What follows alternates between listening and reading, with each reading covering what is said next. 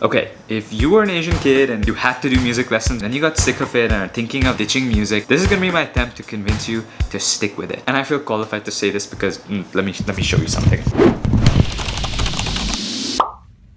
That is me. What you can't tell is that just before walking up, I legitimately wanted to throw up. That's me. I'm so terrified in this one. And look, I swear you can see the fear on my face. What you're watching is my hands climbing up so hard that I literally felt like I couldn't move my fingers. And then this is me playing in a band for the first time earlier this month. And it's cool for me because it's the first time I ever played up on stage without feeling absolutely terrified.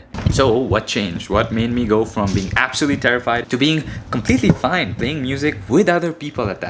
But first, a law of nature. Every Asian kid learns one of two instruments at a minimum, the piano or the violin. You don't believe me? Ask around. Did you learn any instruments when you were younger? Yes, I learned piano. I also play violin. Piano.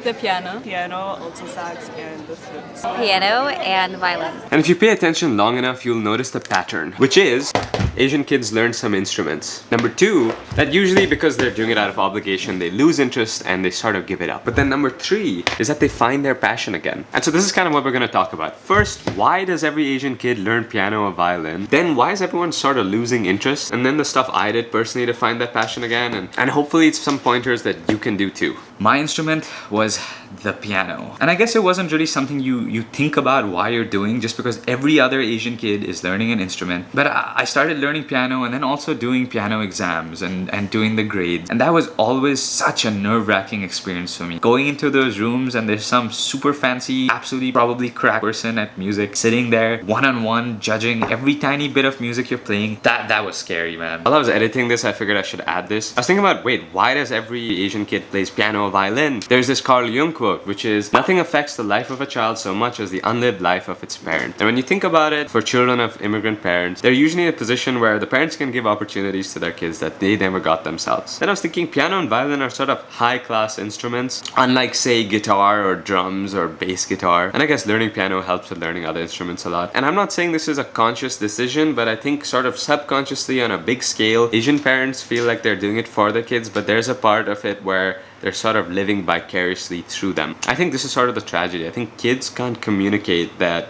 they feel like they're being forced to do it and they're doing it out of obligation. But the parents don't necessarily know how to fully get the kids to understand how lucky they are. And this is stuff that they wish they could have done. And if I'd made this video a year ago, I would have been like, oh, I don't know why I was so scared. But the truth is, I do know why I was scared.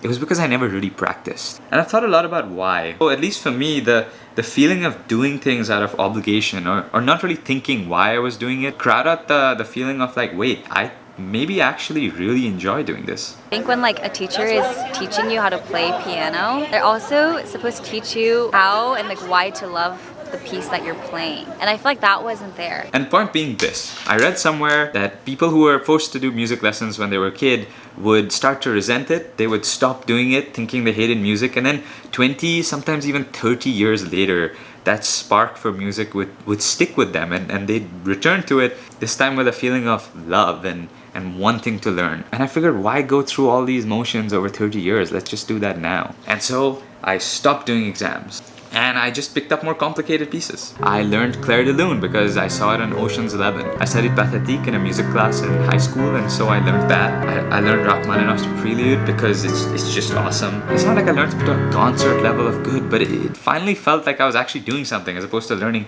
random pieces for like my grade 5 ABRSM. And I wish I could end the video there, but there was still something missing. I think the thing missing was that piano just wasn't cool enough. At least the stuff that I listened to from modern music didn't really have that much piano. I think I would play songs that I enjoy more, like contemporary songs rather than like classical music. I wish I learned like drum or like something more like active than like, you know. So I borrowed a guitar from Malhar. I just tried to look at chords and figure out how to play stuff. Like no deep theory stuff, just pure vibes and learning things that I wanted to learn. For the first time, it didn't feel like this weird formal hierarchical learning from somebody else thing, but it felt more like communal, like I was learning from a friend without this formal theory. We even tried to cover some songs on GarageBand. And then I read a lot more about producing and all the fascinating things that go into making actual music. And then I came to Berkeley and I saw people playing live. And it's gonna sound like I'm making this too deep, but there was seriously something magical about it. But to have a live music setup is so easy. All you need is a crowd and a bunch of instruments and people who can play them. And I think it's one of the few times that a lot of humans come together and just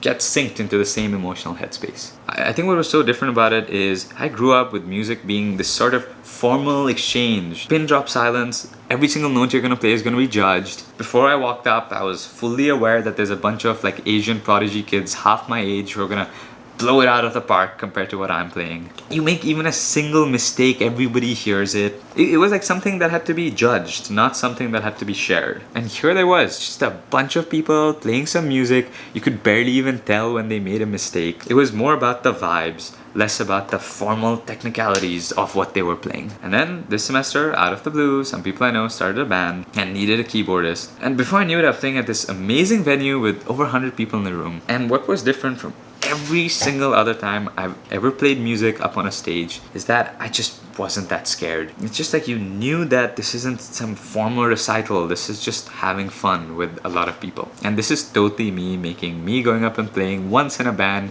this deep thing.